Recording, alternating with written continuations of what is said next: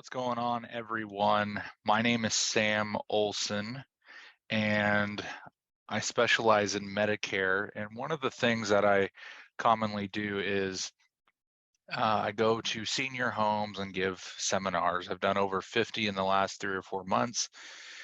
And one of the things that I always talk about is to never take an advertisement or solicitation at face value. Because they're often deceiving, and some are more obvious than others. Some advertisements aren't necessarily deceiving, but they don't paint the whole picture. And it can really mess people up or cause people to pay more than they should for their benefits. And I think about that a lot. And so when I go to these seminars, I bring these advertisements up. Usually people ask me about them, and we walk through them. And I talk about the words they choose. I talk about the advertising logo they use. And I just point out, and then I actually show what happens with these plans if somebody were to enroll. And to be quite frank with you, usually it's the Medicare Advantage side of the Medicare programs that you can choose that advertise. One thing that I found interesting was actually a supplemental insurance ad that my client brought to me. It was mailed to this gentleman, and he is turning 65 this year. He's about 64 and a half, somewhere in there. He said, "Hey, Sam, I got this solicitation in the mail." And mind you, we had already spoke, and we had determined that he doesn't need Medicare quite yet. And the reason is not because he's not 65 yet, it's because he has employer insurance and an employer that has 20 or more employees. Okay, we'll talk about that in a second, but it's, a funny rule by Congress.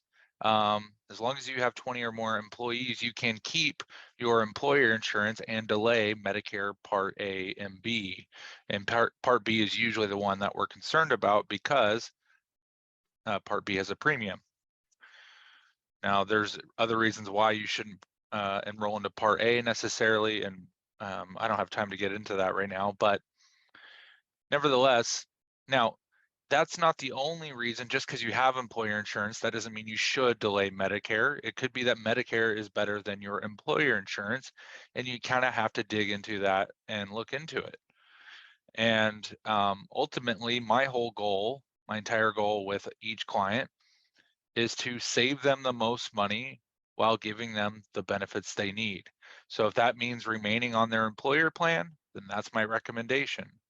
If that means coming off of the employer plan and going to Medicare, even though that they could delay it, that's going to be my recommendation. It's whatever is best for the client, okay? So he shows me this advertisement. He got this in the mail. It's a big packet by AARP. And just double checking, make sure it doesn't have client information on it. No, it does not. It's a little beat up, but nevertheless, it's pretty noticeable. On the back, it says, "It's Medicare supplement insurance time. You ready?" So when people receive that advertisement, they're going, "Oh no, I need to do something about Medicare. Am I ready?"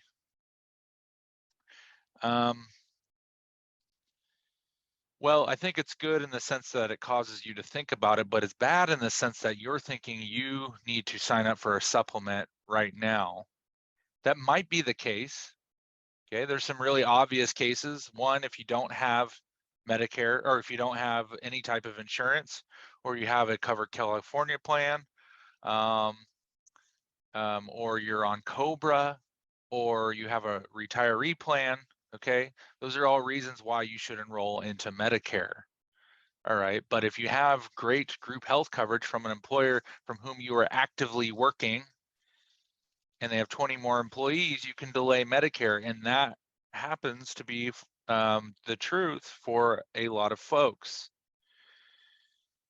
So this assumes, because he's turning 65, this packet assumes that he doesn't have employer insurance. Well, they don't know that. And nowhere in this packet can I find that they discuss anything about that. Okay. So let's go through it. Again, they have their advertisement there. It's Medicare supplement insurance time. You ready? And it's United Healthcare, endorsed by AARP, the largest Medicare supplemental insurance company in the nation. Okay, they insure the most people. And I think one of those reasons is it's endorsed by AARP. So you're thinking AARP ought to know what they're talking about.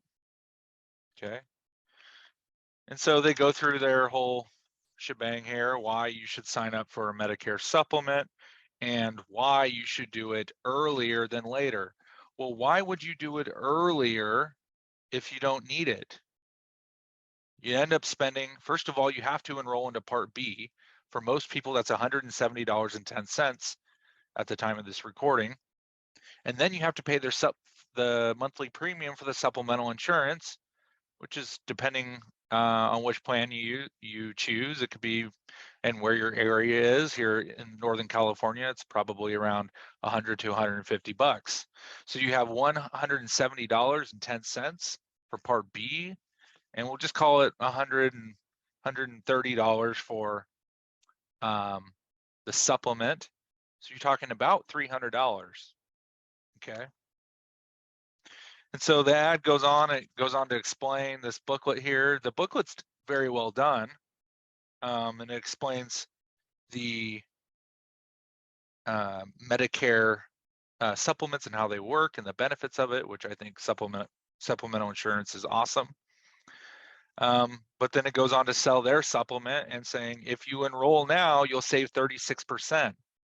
Well, you're not saving 36% if you have adequate and good employer insurance. You're overpaying for your health insurance benefits.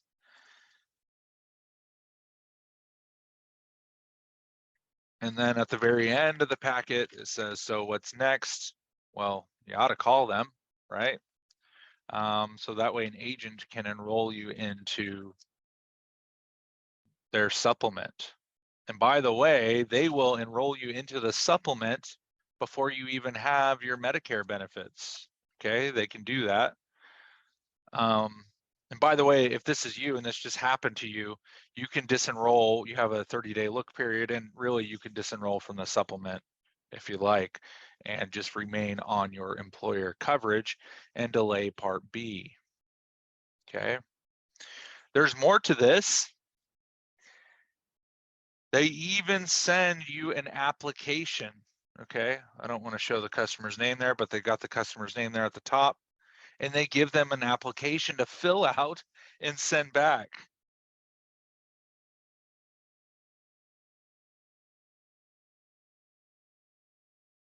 And again, they have no idea as to whether or not this is right for the consumer they sent it to.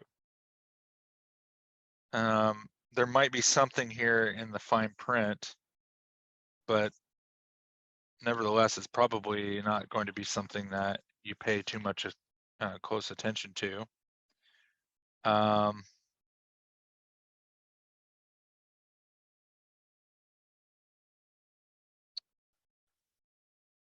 So that's just one of 30, 40 different things you have to worry about when it comes to enrolling into Medicare.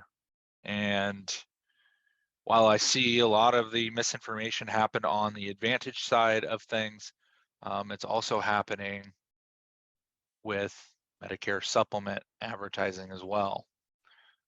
So this is why it's very, very important. Number one, don't get rattled.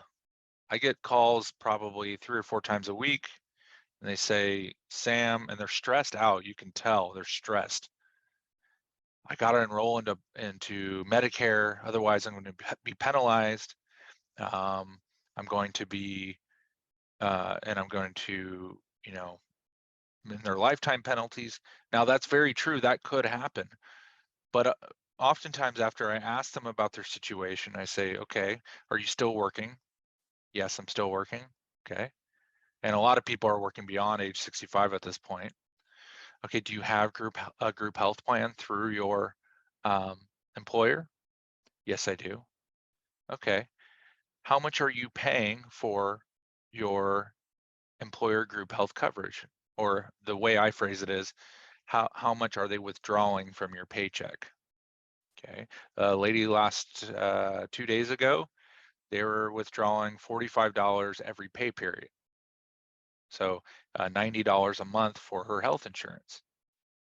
Okay, right off the bat, that's already cheaper than Medicare. But my next question is, does your employer have 20 or more employees? Well, it was a rather large corporation, and yes, they had a few more than 20 employees. So she's allowed to delay Medicare. It's cheaper than Medicare. So my next question is, what is your out-of-pocket maximum? Because you might go, okay, $90 a month, that's a pretty good deal. That's cheaper than Medicare. Well, I need to know, okay, what's your total exposure? Well, for their case, it was only $1,000 annually. Okay, that's pretty good. With Medicare, you can get an even lower out-of-pocket exposure, but it's only about a $700 difference. Okay, so my next question is, do you have any major health concerns that need to be addressed? Like, do you know that you need to go in for surgery? And if the answer is no, then we totally squash it. But if the answer is yes, then I say, are the doctors and specialists that you need to see in your network? If the answer is yes, then say, okay, I think we're good. No, well, Medicare will likely have your specialist in the Medicare network, but you need to just make sure that they're accepting Medicare patients. So there's a lot of different facets to this. Another one is, because here's another thing is, okay, we're going to delay Part B. We know that because we checked all those boxes. Well, the other question becomes, okay, can I enroll into Part A? Well,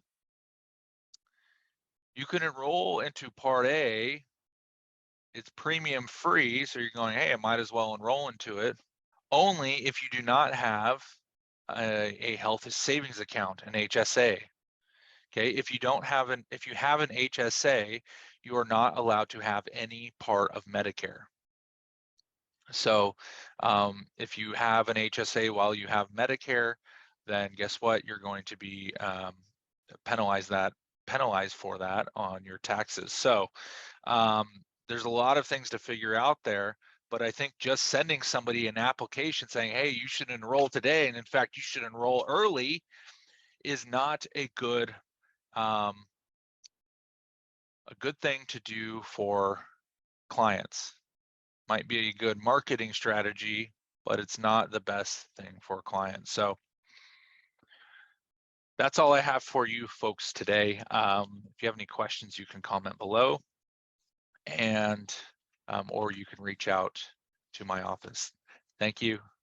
Have a great rest of your day. Bye-bye.